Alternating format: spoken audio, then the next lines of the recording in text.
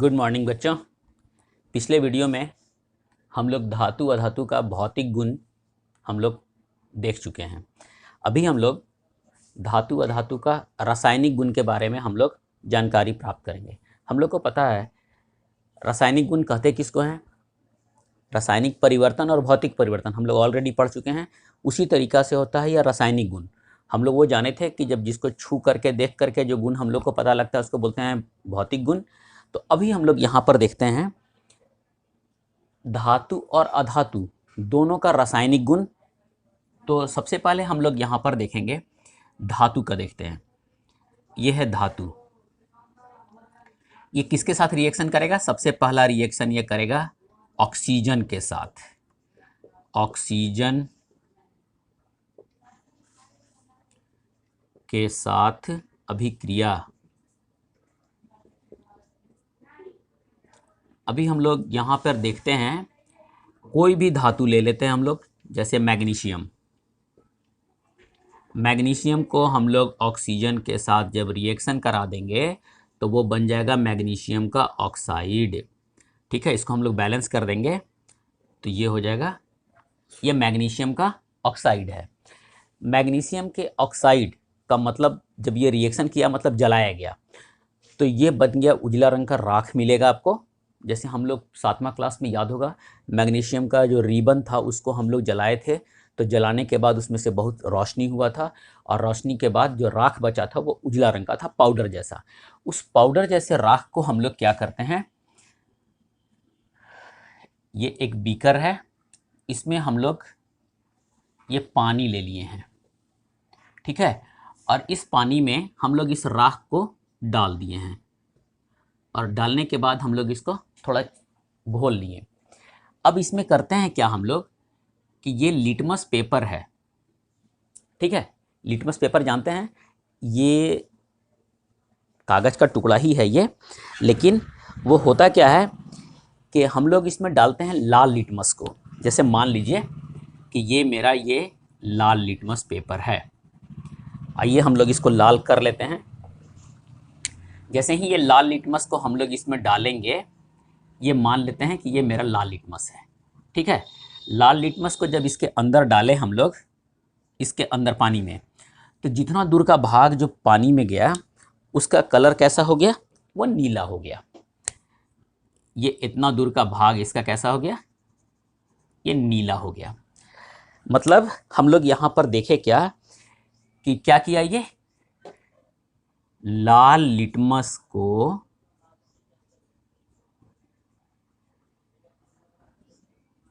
नीला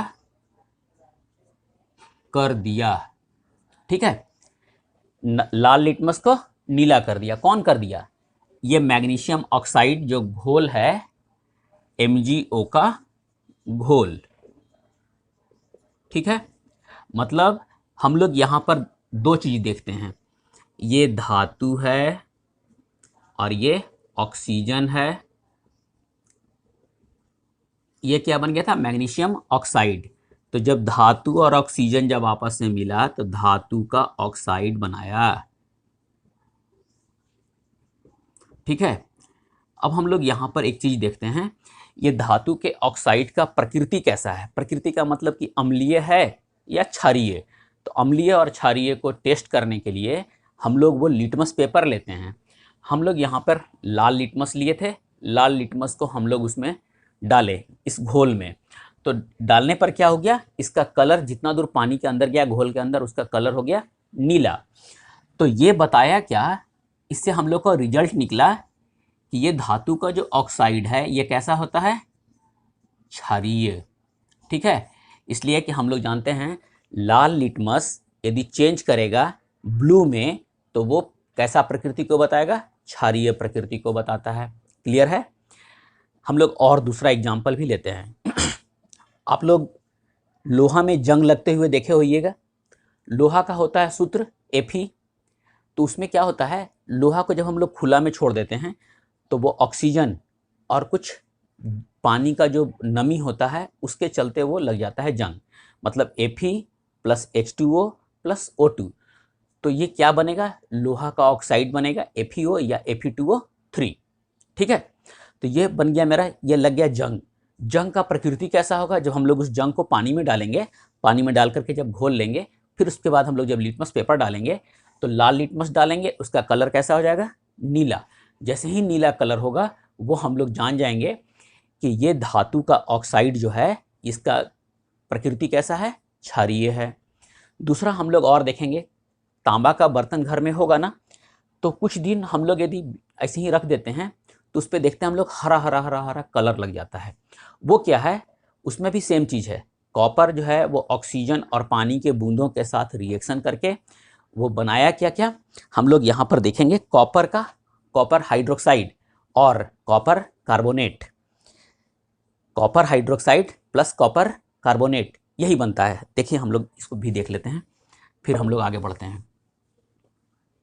देखिए यहाँ हम लोग देखें क्या, Cu plus H2O, sorry Cu plus O2 plus H2O, ये जब रिएक्शन करेगा ये बनाएगा कॉपर का hydroxide CuOH whole 2 plus CuCO3। ये जो दोनों रंग ये जो दोनों बना ना, इसके चलते कॉपर का रंग जो है वो हरा हो जाता है। और हम लोग इसका जब हम लोग प्रॉपर्टीज देखेंगे, इसका प्रकृति जब हम लोग देखेंगे, नेचर देखेंगे, तो हम लोग क्या करेंगे, वही सेम चीज़ चलेंगे हम लोग। वो लिटमस पेपर जब डालेंगे ना तो ये कैसा हो जाएगा, ये लाल लिटमस डाल रहे हैं तो नीला हो जाएगा, मतलब कि वो क्षारीय प्रकृति को प्रदर्शित करता है। ठीक है, ये क्लियर है। अब हम लोग अधातु का देखते हैं। देखिए ये अधातु, अधातु को भी हम लोग ऑक्सीजन के साथ रिएक्शन कराएंगे, अधातु प्लस ऑक्सीजन, तो क्या बनेगा, अधातु का ऑक्साइड, अधातु का ऑक्साइड बनाएगा। और इसका नेचर जस्ट इसके अपोजिट होगा धातु का। जैसे हम लोग यहाँ पर देखते हैं सल्फर प्लस O2, ये बन गया हम लोग का सल्फर डाइऑक्साइड। ये सल्फर डाइऑक्साइड को फिर हम लोग पानी में हम लोग इसको घोलेंगे तो ये क्या बनेगा, H2SO3। ये क्या है, सल्फ्यूरस, ये सल्फ्यूरस एसिड है। ठीक है, इसको हम लोग अब देखते हैं। ये जो हम लोग पानी में डालेंगे सल्फर डाइऑक्साइड को, तब क्या होता है सो देखते हैं। इसमें पानी है,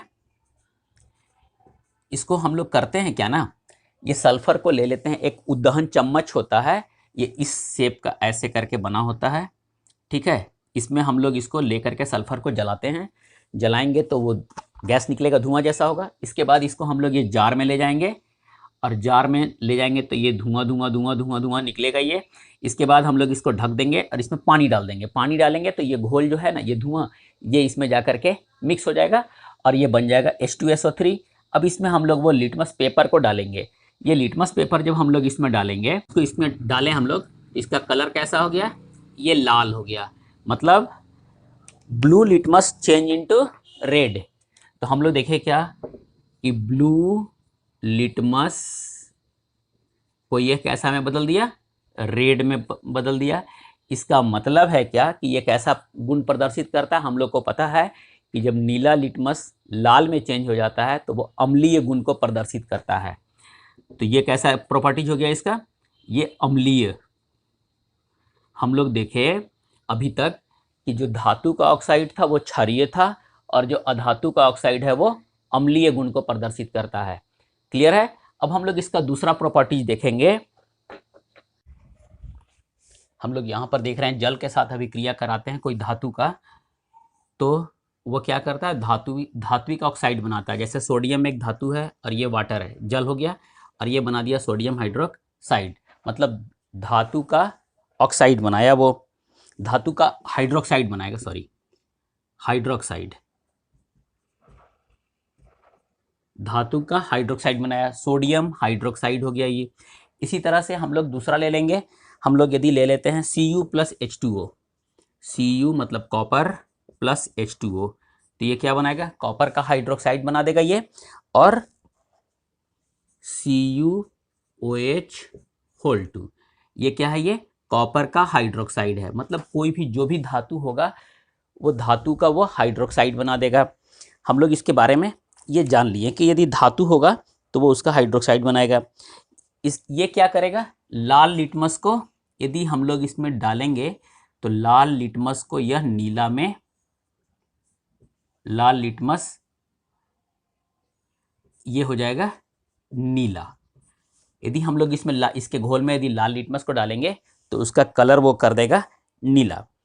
हम लोग यहाँ पर देखें, कोई भी धातु यदि वो जल के साथ रिएक्शन करेगा तो धातु का हाइड्रोक्साइड बना देगा। जैसे हम लोग अभी सोडियम ले लेंगे, सोडियम को रखा जाता है केरोसिन ऑयल में। यदि केरोसिन को, सोडियम को यदि हम लोग जल में डुबा करके रख देंगे तो वो रिएक्शन करेगा और बहुत ज़्यादा ऊष्मा रिलीज करेगा। तो हम लोग इसलिए उसको केरोसिन ऑयल में डुबा के रखते हैं। अब आइए हम लोग देखते हैं अधातु। तो अधातु जो है वो जल के साथ में कोई रिएक्शन नहीं करता है, जल के साथ में कोई रिएक्शन वो नहीं करेगा। अब हम लोग उसको देखते हैं, जैसे एक फास्फोरस, फास्फोरस का नाम सुने होइएगा आप लोग, जिसका वो दिया सलाई बनता है। तो उससे फास्फोरस दो तरह का होता है, वाइट फास्फोरस और रेड फास्फोरस। यदि हम लोग वाइट फास्फोरस को यदि हम लोग खुला रख देंगे हवा में तो वो तुरंत रिएक्शन कर जाता है, माने वो जल जाएगा। तो इसलिए उसको हम लोग पानी में डुबा करके रखते हैं। तो अधातु कोई अभिक्रिया नहीं करता है, जल के साथ अभिक्रिया नहीं करता है। ठीक है, इसके बाद हम लोग ये दूसरा पॉइंट देख लिए। अब हम लोग इसका तीसरा देखते हैं। ये तीसरा है अम्ल के साथ रिएक्शन, कि अम्ल के साथ ये क्या करता है। सो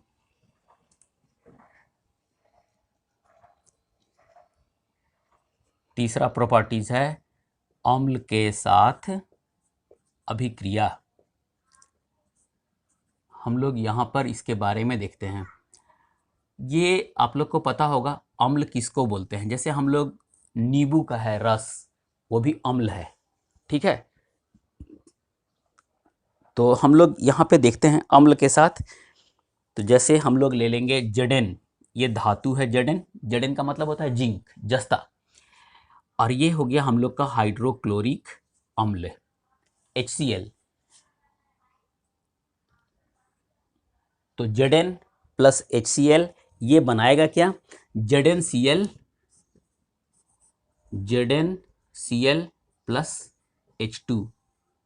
ठीक है, Zn प्लस HCl जब हम लोग कर देंगे तो वो क्या करेगा, वो ZnCl प्लस H2। ठीक है, यहाँ पर H2 गैस लिबरेट करेगा। जैसे हम लोग ना यदि जस्ता को ले ले कोई बीकर में, जिंक ले लिए और उस पर हम लोग हाइड्रोक्लोरिक अम्ल डाल दिए, तो कुछ देर के बाद यदि हम लोग जलता हुआ सलाई का तिल्ली या संठी लेके जाएंगे तो वो पॉप साउंड के साथ वो जलने लगेगा। तो वो जो पॉप साउंड जो रिलीज करता है, इसका मतलब है कि वो हाइड्रोजन गैस वहाँ पर लिबरेट हो रहा है। तो हम लोग यहाँ पर देखें कि कोई भी अम्ल के साथ यदि अभिक्रिया करेगा, कौन, धातु अम्ल के साथ रिएक्शन करेगा तो वो हाइड्रोजन गैस लिबरेट करेगा और ये लवण बना देगा। मतलब यहाँ हम लोग ऐसे लिखते हैं धातु प्लस अम्ल, तो क्या बनाएगा, ये लवण प्लस हाइड्रोजन। ठीक है, धातु कोई भी अम्ल के साथ रिएक्शन करने के पश्चात वो लवण और हाइड्रोजन गैस बनाएगा। अब हम लोग देखते हैं अधातु अम्ल के साथ क्या करेगा। ये धातु का हो गया, ये अधातु लेते हैं हम लोग अब। तो अधातु अम्ल के साथ रिएक्शन नहीं करता है। अधातु प्लस अम्ल यदि हम लोग करेंगे तो ये रिएक्शन नहीं करेगा। क्लियर है। अब हम लोग देखते हैं क्षार के साथ। अगला है क्षार के साथ रिएक्शन। तो हम लोग इसको देख लें कि ये क्षार है। क्षार के साथ धातु का प्रतिक्रिया, अभिक्रिया।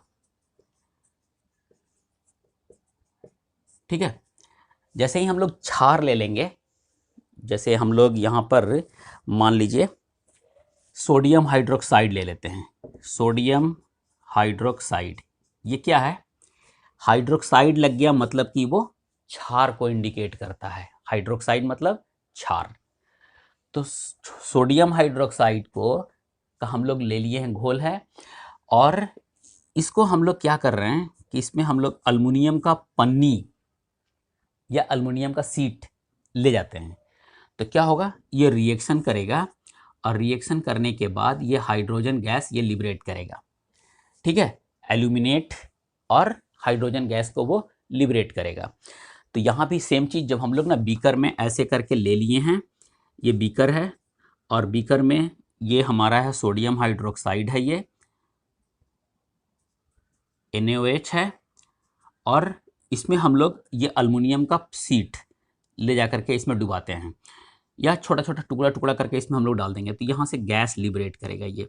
और जब हम लोग जलता हुआ संठी यहाँ पर लाएंगे तो ये क्या करेगा ये, और तेज़ी के साथ ये पॉप साउंड के साथ ये जलने लगेगा। जैसे ही पॉप साउंड के साथ जलेगा, इसका मतलब है कि वो हाइड्रोजन गैस को लिबरेट कर रहा है, मतलब हाइड्रोजन गैस वहाँ पे निकल रहा है, रिएक्शन के दौरान हाइड्रोजन गैस लिबरेट कर रहा है। तो ये क्षार के साथ हो गया हम लोग का। अब हम लोग देखते हैं, एक है विस्थापन। अगला जो प्रॉपर्टीज है ये है विस्थापन अभिक्रिया। हम लोग इसके बारे में भी देख लेते हैं। विस्थापन,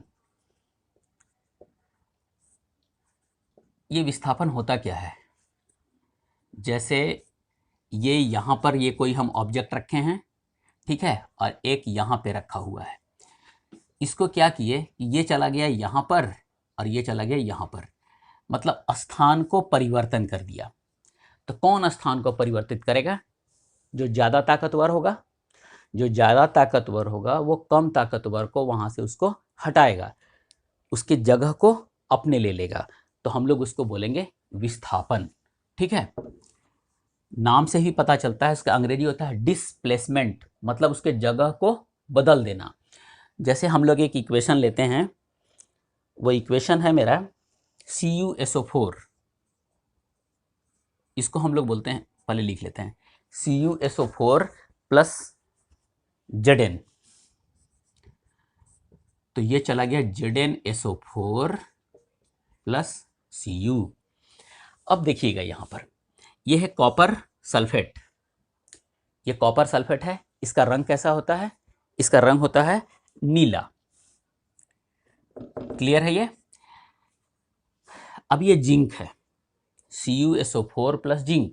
जिंक जो है ये कॉपर से ज़्यादा रिएक्टिव है, तो ज़्यादा ताकतवर हो गया। ज़्यादा रिएक्टिव का मतलब ज़्यादा ताकतवर। तो ये जब ज़्यादा ताकतवर है तो क्या किया, ये कॉपर को यहाँ से हटा दिया, कॉपर को हटा करके कॉपर के जगह पे अपने चला गया। देखिए यहाँ पे SO4 के जगह पे था, यहाँ पे Cu को हटाया, ये जिंक यहाँ चला आया और जिंक कॉपर को यहाँ से हटा दिया।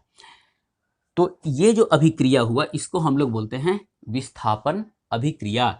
मतलब कोई भी धातु जो ज़्यादा रिएक्टिव होगा, वो हम लोग आगे कक्षा में पढ़ेंगे कि उसका एक रिएक्टिविटी सीरीज होता है। रिएक्टिविटी सीरीज में जो ऊपर है वो बताता है कि वो ज़्यादा रिएक्टिव है, तो जो ज़्यादा रिएक्टिव होगा कम रिएक्टिव वाला को हटा देगा वो। तो यहाँ पे हम लोग देखेंगे कि Zn जो है वो कॉपर से ज़्यादा रिएक्टिव है, इसलिए कॉपर को हटा करके Zn कॉपर के जगह चला गया, कॉपर को अलग हटा दिया। यहाँ पर इसका रंग था नीला, इसका रंग हो गया लाल। इसको हम लोग बोलते हैं विस्थापन अभिक्रिया। अब हम लोग इसके बाद देखते हैं एक और चीज़ है, विस्थापन अभिक्रिया के बाद उत्कृष्ट धातुएं, ये किसको बोलते हैं हम लोग, इसके बारे में भी हम लोग थोड़ा सा 2 लाइन का है, इसको देख लेते हैं। उत्कृष्ट धातुएं, देखिए वैसा धातु जिस पे न ऑक्सीजन का मतलब हवा का और न जल का कोई प्रभाव नहीं पड़ता है। ठीक है, हम लोग तो देख लिया अभी कि ऑक्सीजन के साथ रिएक्शन करता है मेटल, वायु के साथ, जल के साथ भी रिएक्शन करता है, लेकिन 2 धातु ऐसा है जो रिएक्शन नहीं करता है, न जल के साथ और न वायु के साथ। तो जो जल और वायु के साथ रिएक्शन नहीं करता है उसको हम लोग बोलते हैं उत्कृष्ट धातु। ये कौन कौन सा है, सोना और चांदी। ये 2 धातु जो है वो, इसको हम लोग बोलते हैं उत्कृष्ट धातु, इसीलिए इसका इस्तेमाल किया जाता है गहना बनाने के लिए। ठीक है, कि ये रिएक्शन नहीं करता है, किससे किससे रिएक्शन नहीं करेगा, पानी से और हवा से। और बाकी जितना है वो कम बेसी सबका सब वो रिएक्शन करता है। अब हम लोग देखते हैं धातु और अधातु का उपयोग। हम लोग को पता है ये कोई भी मेटल, जैसे लोहा, लोहा का इस्तेमाल हम लोग मकान बनाने में, रेल का पटरी बिछाने में, रेल का डब्बा बनाने में, मोटर गाड़ी बनाने में, फैक्ट्री बनाने में, है ना, बहुत जगह पे हम लोग इसका इस्तेमाल करते हैं। कॉपर का बर्तन बनाने में, तार बनाने में, सीट बनाने में। इस तरह से हम लोग देखते हैं कि धातु का उपयोग हम लोग अपने ज़िंदगी में, जीवन में लगभग हर जगह पे धातु का उपयोग करते हैं। अब अधातु का उपयोग, तो अधातु जैसे हम सांस ले रहे हैं तो श्वसन क्रिया में हमारे अंदर कौन चीज़ आता है? ऑक्सीजन। ऑक्सीजन क्या है? अधातु है। ठीक है। नाइट्रोजन वो क्या है? अधातु है। उसका इस्तेमाल कहाँ होता है? पौधा नाइट्रोजन स्थिरीकरण में, जो लिगुमिनस प्लांट होता है उसके गांठ में राइजोबियम नामक बैक्टीरिया होता है, राइजोबियम, वो नाइट्रोजन को वो ले लेता है। ठीक है। तो नाइट्रोजन का इस्तेमाल वहाँ करता है। उर्वरक बनाने में, जो रासायनिक खाद जो बनता है उसमें भी हम लोग किसका इस्तेमाल करते हैं? अधातु का। इस तरह से हम लोग, हमारे जीवन में धातु और अधातु का बहुत सारा उपयोग है। आप अपने से सोच करके भी कुछ उसका लिस्ट बना सकते हैं, कुछ धातु का, कुछ अधातु का, जो हमारे लिए उपयोगी है। यहाँ पर ये हमारा ये जो चैप्टर था धातु अधातु, ये मेरा यहाँ पे समाप्त होता है। यदि आपको ये मेरा वीडियो अच्छा लगा हो तो प्लीज़ लाइक कीजिए, शेयर कीजिए, और यदि आप मेरे इस चैनल पे नए हैं तो प्लीज़ सब्सक्राइब कीजिए और बेल बटन को दबा दीजिएगा, जिससे हम जब वीडियो मेरा जब डालेंगे हम तो आपको पता चल जाएगा। पूरा वीडियो देखने के लिए धन्यवाद।